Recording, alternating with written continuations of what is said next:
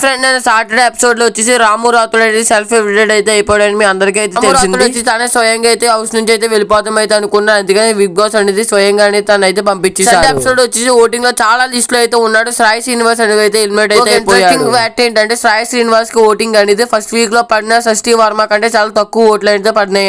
ముందుగానే ఏవీలు అందరికీ అయితే రెడీ అయితే చేశారు సాయి శ్రీనివాస్ ది. ఎందుకంటే ఈ వారం అనేది సాయి శ్రీనివాస్ కన్ఫర్మ్ గా ఎలిమినేట్ అయితే అయిపోతాడు. అందుకే బిగ్ బాస్ అనేది ఈ వారం అనేది సింగిల్ ఎలిమినేషన్ అయితే అనుకున్నారు, కానీ డబుల్ ఎలిమినేషన్ అనేది అయితే అయిపోయింది. 10th వీక్ అనేది నామినేషన్ లిస్ట్ అనేది అయితే నేనైతే ప్రెడిక్ట్ అయితే చేశాను. నాకు చిన్న అప్డేట్ అనేది అయితే వచ్చింది. చెప్పిన పేర్లు అయితే ఉంటాయి, కొంచెం చిన్న చేంజెస్ అయ్యే అవకాశాలు అయితే ఉన్నాయి. వీక్ నుంచి మొత్తం రాష్ట్రవ్యాప్తంగా అయితే సాగుతాయి, ఎందుకంటే ప్రతి గేమ్ కూడా చాలా ఇంపార్టెంట్ గా అయితే జరుగుతుంది. బట్ బిగ్ బాస్ కూడా అయితే ఆలోచిస్తున్నాడు 10th వీక్ నుంచి ఎలాంటి గేమ్స్ పెడితే బాగుంటుంది. వచ్చేసి కెప్టెన్ అవడం వల్ల ఈ వారం కూడా అనేది సేవ్ అయితే అయిపోతాడు, ఎందుకంటే నామినేషన్ లోకి కెప్టెన్ రారు కాబట్టి. 10th వీక్ నామినేషన్ లిస్ట్ వచ్చేసి కన్ఫర్మ్ గా అనేది దివ్య అనేది అయితే వస్తుంది నెంబర్ 1 ప్లేస్ లో. దివ్య అనేది ఇంకా కళ్యాణ్ అనేది నామినేషన్ చేసే అవకాశాలు అయితే ఉన్నాయి, ఎందుకంటే కెప్టెన్ తనని చేయలేదు కాబట్టి. కారణం వల్ల అనేది దివ్య అనేది ఖచ్చితంగా అనేది నామినేషన్ లోకి అయితే వచ్చేస్తారు. దివ్య కూడా అనేది తనుజ అనేది ఈ కారణం అయితే చెప్పేది నామినేషన్ అయితే చేస్తున్నాను అనుకుంటున్నాను. తనుజ కూడా అనేది వారం నామినేషన్ లోకి